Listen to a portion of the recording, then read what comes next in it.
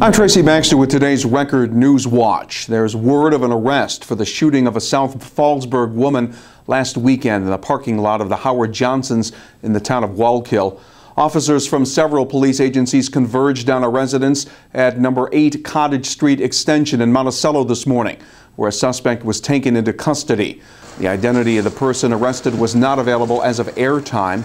Saturday night, 19-year-old Ilona Carter was shot in the head while sitting in a car. She remains in serious condition at Westchester Medical Center. Keep checking back here at Record Online for further details.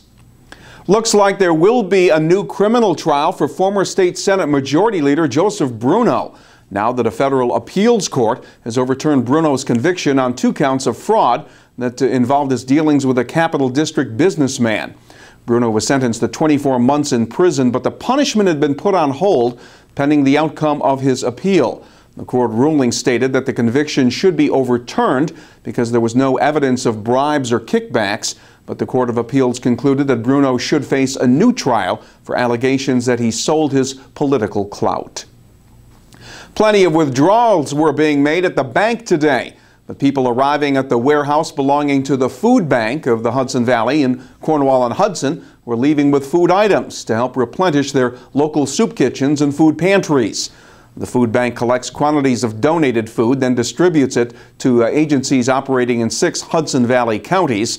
Associate Director Ron Van Warmer says retailer donation cutbacks, coupled with storm-related crop losses, has posed a challenge when it comes to meeting the growing need. We're finding that there's more and more people coming into the pantries, more and more families, more people who actually have jobs but have to choose between whether to pay their rent or buy food. Some of them have to choose whether to pay their utility bill or buy food. And it's getting more and more difficult. And seniors too. We're seeing a lot more seniors coming in who are on fixed incomes, and you know, it's getting tougher for them, and it's harder for them to actually go to the food pantry. So some of the food pantries are actually delivering to the seniors so that their neighbors don't know that they're actually using the pantries. And those who staff area food pantries are serving additional families, victims of the economy, now forced to swallow their pride and ask for help. They're telling me it's tough. Some of them working 2, 3 jobs and they're still coming to a food pantry. A lot of people have difficulty walking into a pantry at first, but the need would you know, supersede that, I guess. We have a big support group from the church that helps. People are so enthusiastic, they typically drive to the church an hour before the distribution time just so that they are sure they're going to be able to get whatever is available. Rarely do we run out, but occasionally it happens. And with Thanksgiving now a little more than a week away, local agencies are hoping for donations of turkeys and trimmings to meet the holiday need. Elsewhere, police say she pulled a fire alarm at the Boese Center for Alternative Education on Monday, triggering an evacuation of the school in the town of Esopus. Now, following an investigation of the prank alarm, 17-year-old Alyssa Wells of Newburgh has been charged with a felony, falsely reporting an incident in the first degree. Wells will be in town court November 29th to answer the charge. While Orange County legislators begin the process of looking for a buyer for their Valley View nursing home, a similar track is being followed in Ulster County, where legislators have set November 29th as the date for a public hearing on the proposed transfer of their Golden Hill nursing facility to a local development corporation. That's a step towards privatizing that county-owned facility.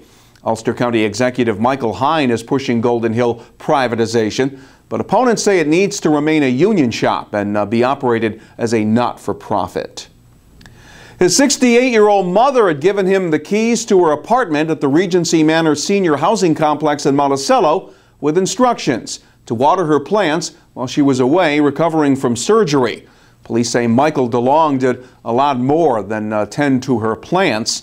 The 36-year-old Rock Hill man has been charged with felony burglary and grand larceny for allegedly stealing more than $1,000 worth of her jewelry. DeLong was ordered held on $3,500 bail in Sullivan County Jail.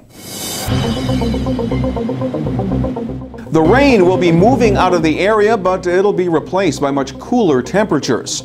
Any leftover rain will end tomorrow morning. The rest of the day will feature a mix of sun and clouds, but temperatures probably won't get any higher than 50 degrees.